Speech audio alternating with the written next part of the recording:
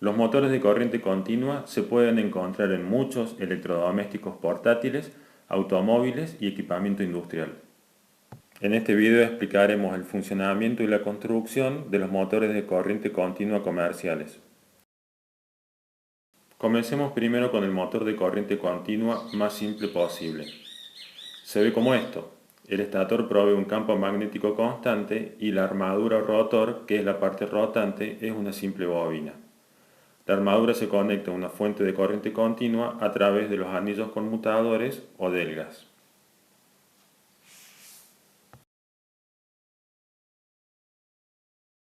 Cuando la corriente circula a través de la bobina del rotor, se genera un campo magnético que interactúa con el del estator, lo que produce una fuerza que la hace girar. A medida que el rotor gira, se invierte la polaridad de la tensión que se aplica a la bobina, lo que hace que la corriente que circula por el lado izquierdo siempre ingrese en la bobina y la que circula por el lado derecho siempre sale.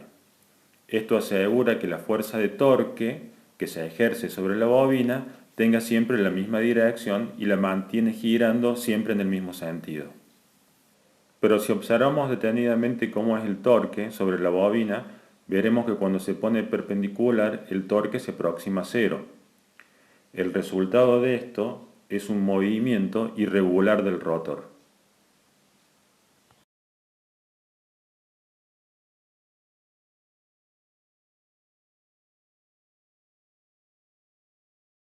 El truco para resolver este inconveniente es agregar otra bobina al rotor con un par adicional de anillos conmutadores.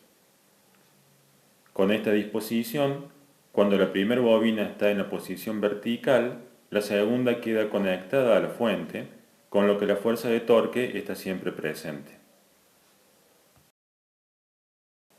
Mientras más bobinas se agreguen, más suave será el movimiento de rotación. En un motor real, las bobinas del rotor están ubicadas en ranuras formadas por capas de acero de alta permeabilidad magnética. Las escobillas apoyan sobre los anillos conmutadores y aseguran el contacto con la fuente de alimentación. Los motores con estator de imán permanente se usan solo en motores de corriente continua muy pequeños. Lo más habitual es que se use un electroimán cuya bobina es alimentada con la misma fuente que el rotor. La bobina del estator puede ser conectada a los bobinados del rotor de dos maneras distintas. En paralelo o en serie.